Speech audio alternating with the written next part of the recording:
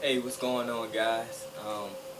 Mike Patrick. I'm back at you with another video.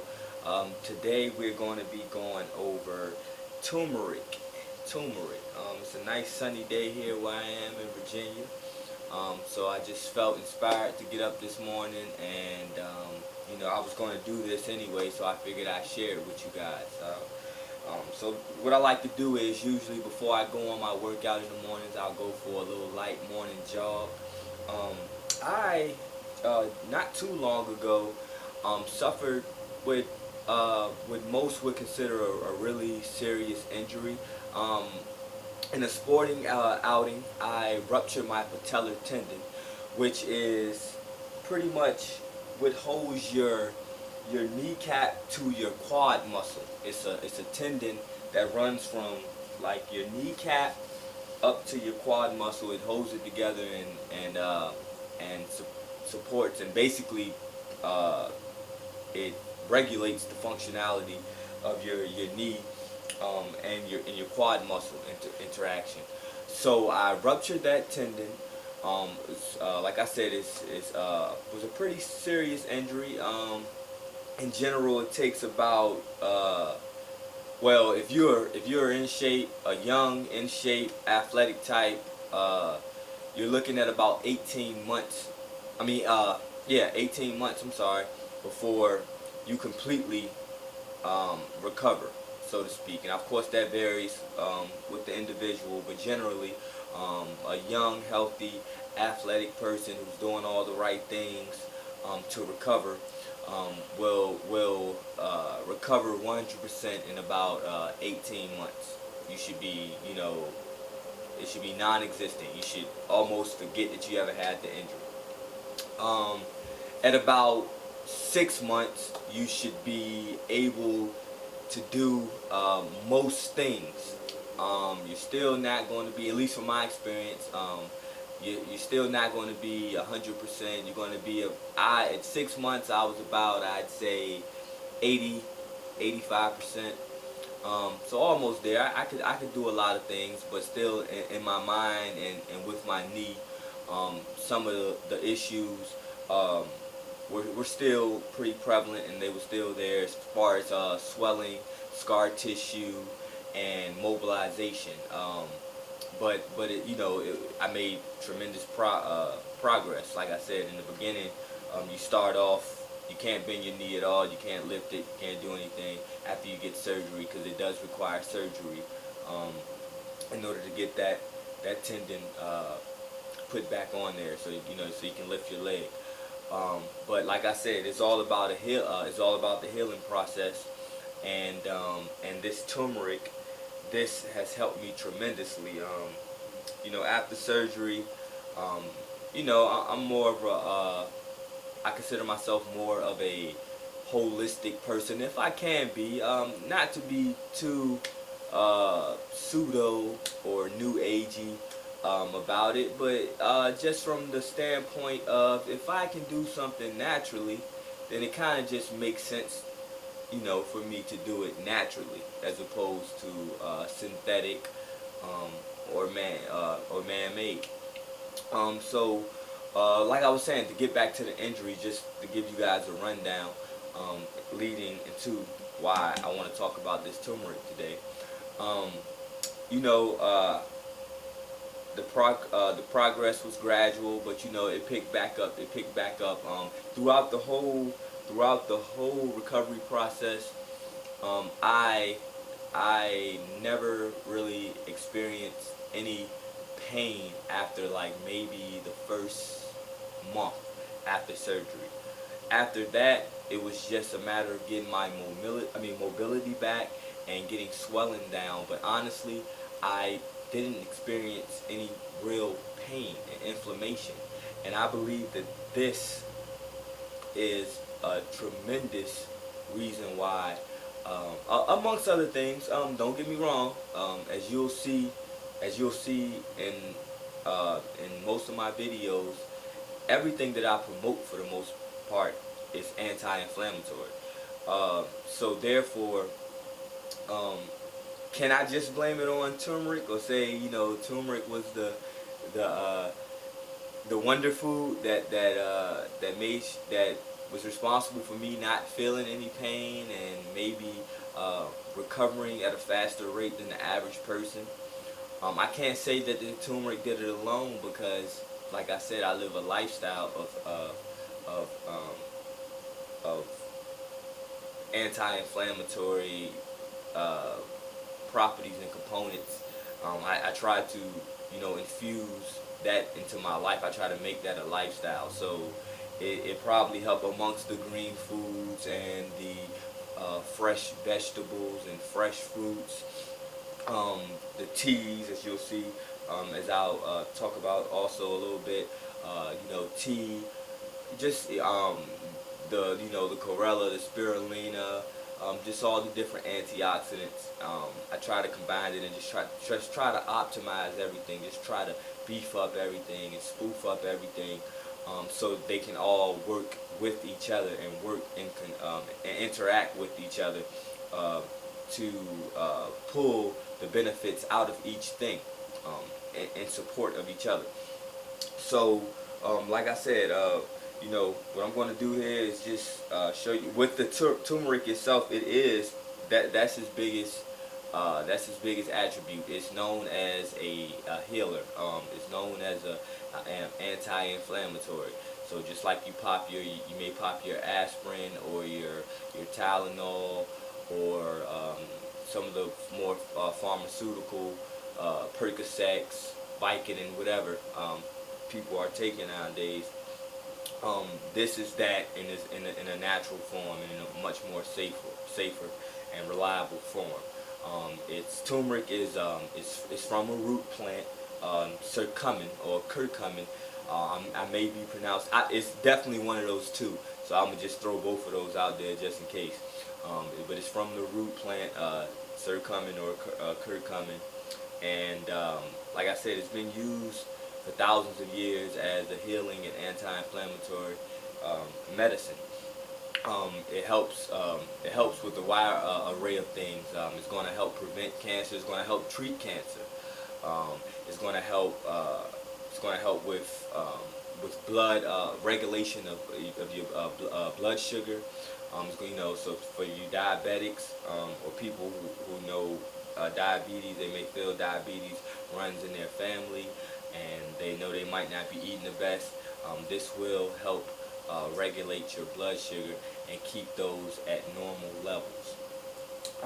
Also, it's going to just protect against oxidative stress in general, free radicals. You're not going to, it's going to fight those free radicals off. We're constantly being bombarded with free radicals all the time. Stress at the job, stress at home, just elemental stress, through some of the foods we're eating, the air, the water.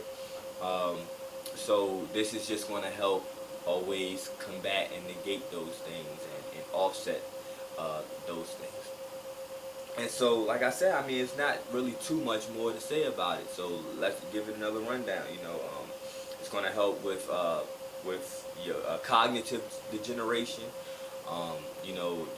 It's going to fight off some of those age-related diseases, the cancer, the osteoporosis, the Alzheimer's, Parkinson's disease. It's going to help with all those things. Okay. It's not going to do it by itself. It's going to help with all those things. You're better with than without. All right. So once again, we always want to promote a healthy lifestyle in general, and we want to look at this thing like an arsenal. You have your weapons. You have your handgun. You have your machine gun. You have your grenades, your rocket launchers. As much as you possibly can have. That's going to help you in war. And that's how this works. I'm not gonna. It's just like a person who thinks they can eat crap and pop a synthetic multivitamin every day and think that they're good. No. You have to. Everything has to be supportive to the other. So you may take you a good multivitamin, fine, but you need everything that you can get in that multivitamin. You should be trying to get it in your diet, in all your food, and then you should be trying to cap off and optimize what you ate. with the multivitamin. So if there is any little holes, or if your body's not assimilating as well as you may want it to, or you may think that you're not getting full absorption, because that's an issue and a concern of many people, then yeah, you may take a supplement to cap off what you're already getting in your diet. And so that's the same thing with things such as turmeric and anything else that you may see me go over on video. None of it is to say that it's going to turn your life around all by itself after you take it one time. These things need to be taken over a period of time. Like I said, in conjunction and blended with other supportive nutrients and supportive foods, superfoods, and you'll be fine. So, like I said, when I injured my knee, this is very valuable in me getting back to the level of performance that I was at before I got hurt, and I'm almost there. If I had to give a percentage of where I'm at a little over 8 months. Well, actually closer to 9 months now. So at about 8 months, closer to 9 months. Matter of fact, in about 2 weeks, I'll be 9 months post surgery. I would say I'm pretty much about 95%. I could literally do everything that I used to. I still haven't gotten all the strength back in my quad. But it's pretty much getting there. It's only a matter of time. Like I said, about 95%. Still just a tad bit scar tissue. As far as my bend goes, my bend is completely equal to the opposite leg. So my bend is all the way back. So it's still just a little bit of swelling that's going down gradually, and some scar tissue that I have full intentions on coming completely back from that. It's only a matter of time. Like I said, I'm over 8 months. I'm about 95%. So to get this little bit of swelling down, this little bit of extra scar tissue. I like to think of it as like it's disintegrating in there, because anybody who's had a similar injury or knows how scar tissue works, it forms over top of the inflamed area, and it hardens and it kind of sits there. So I imagine it like, I was doing a lot of massaging to loosen it up a little bit and break it up. Imagine it like breaking the ice. Like imagine you have some ice, and you break and crack that ice, and then the water flows. The water is under there, and everything gets moving in circulation again. So that's what scar tissue is like on the inflamed area or the wound. It's like it hardens. It's like a hard ice, and you just have to, like I said, what I was doing in the process is always constantly giving myself like a self massage, breaking it up, getting it moved around, shifting it a little bit, being rough with it, to break it up, and to get that blood flow going back to the proper areas, because that's important too when you're trying to recover circulation. And that's pretty much why a lot of people don't recover from injuries as well, or it takes longer, because the longer it takes for you to get that circulation back going, the longer it'll take for you to heal. So like I said, and with these videos, I know I may get a little long-winded, and that's okay for me. That's going to have to be okay for you if you're going to be a fan or a subscriber. I want to say a fan, but a subscriber, and if you're going to like my information, because the thing is, what I'll do, this it's not scripted, so therefore what I'll do is, if I decide, okay, I'm gonna do a video on turmeric, right? I'm gonna get up here and I'm gonna talk about turmeric, right? But if I find any other points or any other things that I may be able to share that may come to me, then I'll do it. This is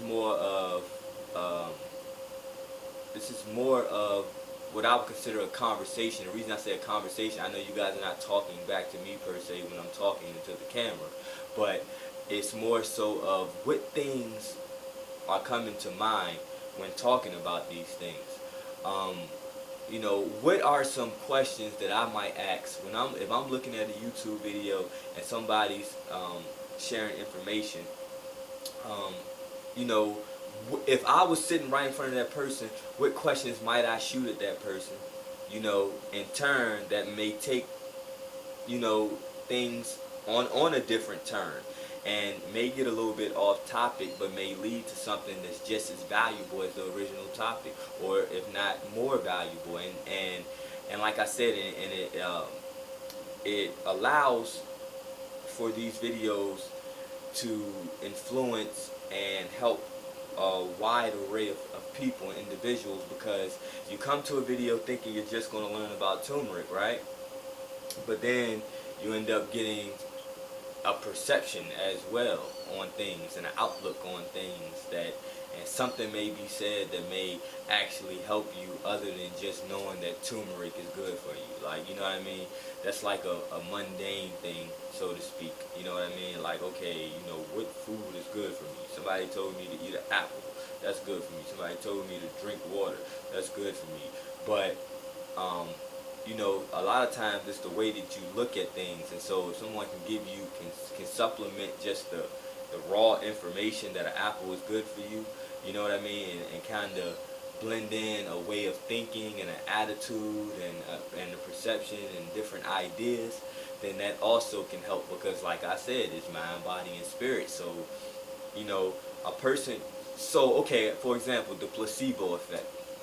What makes one person take a pill, and it might just be a sugar pill or a chalk pill, you know what I mean, whatever, and think that they're healed from it, or that they feel better, and what makes another person not,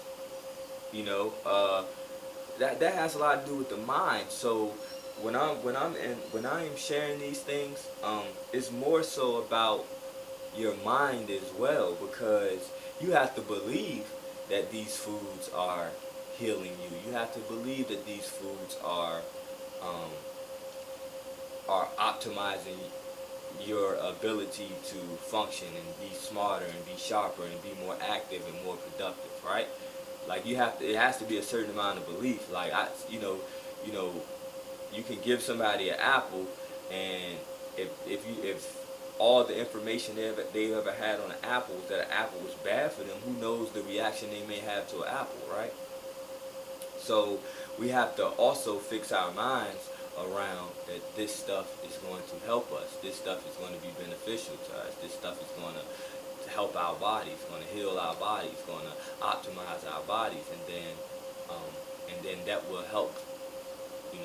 That will help. So like I said, you will get a lot of me doing what I just did. That wasn't necessarily about turmeric, right? But I feel as though it was valuable information, and hopefully you can find value in it. And then it also keeps the videos pretty laid back, pretty chill, and pretty authentic. You know what I mean? You don't want to get up here seeming like a robot. Oh, this is turmeric, and turmeric is good for you because it is anti-inflammatory and vitamin A, or just throwing something out there now. But you know what I'm saying? Like, come on. You know what I mean? Ain't nobody trying to hear all that, like, from YouTube. Like, you can go on you can go watch TV with commercials and things like that for that, right? When you come to YouTube, I know some of the people that I enjoy the most on YouTube are just straight up authentic people who let it kind of hang out a little bit. I try to keep things somewhat PC and somewhat conservative, just because I do want everybody to be able to benefit from these videos, and I want as many people as possible to be able to relate to these videos. So I don't want to be too far right and too far left, and now I can't help everyone. You know what I mean? So like I said, I won't get I won't try to get too too one type of way about things. You know what I mean? I want to be chill, but I do kind of want to be a little bit professional and conservative as well. You know what I mean? And structured. And keep things like that. But yet keep things laid back, keep things authentic, keep things spontaneous as well. So I hope you enjoyed this video. I'm going to allow you to watch me take my turmeric just so you can see how it doesn't have to be real stressful or time consuming. You don't have to prepare this in any type of particular way necessarily. It doesn't have to go in the smoothie per se. It doesn't have to go in your tea or nothing per se. What I like to do is right before I go on a workout or something to get my day started, to help me feel good, help me maintain my good feeling, because I always feel good. And sometimes I don't, sometimes I might not feel as well, right? But for the most part, I'm a pretty healthy person, and I don't really get sick, and I usually feel pretty upbeat and energized. So I just put it in a spoon like that.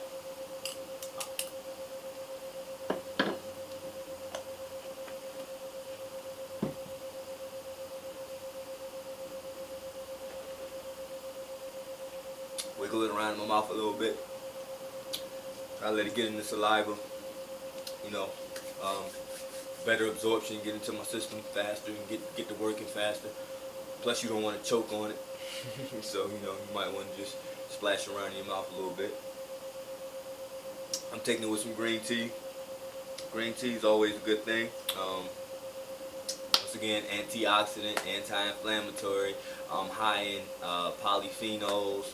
I believe it's EG, CG, which has been attributed to warding off and also fighting and combating a lot of degenerative diseases, such as cancer is one of the biggest ones, obviously.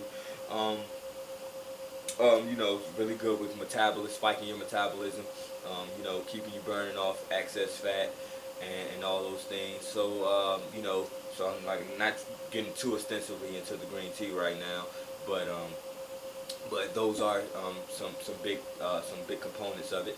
And like I said, you'll hear me say, it might get redundant after a while with the antioxidant, anti-inflammatory, because everything that I'll go over is just that. Those are characteristics of everything that I eat. You know what I mean? I try to use my food as my medicine. I try to eat to live, so to speak, as opposed to eating for pleasure. So you will always hear everything that I'm talking about 9 times out of 10, whatever. If I come up here later and I have something else, 9 times out of 10, you're going to hear antioxidant come out my mouth. You're going to hear anti-inflammatory come out my mouth. You know what I mean? Because that's just what it is. That's what I put into my body. Antioxidants, anti-inflammatories, because I don't want to degenerate, right? You know what I mean? Or I'm trying to slow down the process of degeneration as much as possible. So I'm gonna constantly be putting things into my body that's anti-degeneration. It makes sense. So thank you for tuning into this video. I hope you enjoyed it, and there's plenty more to come. So just stay tuned, guys. Peace. Have a wonderful day.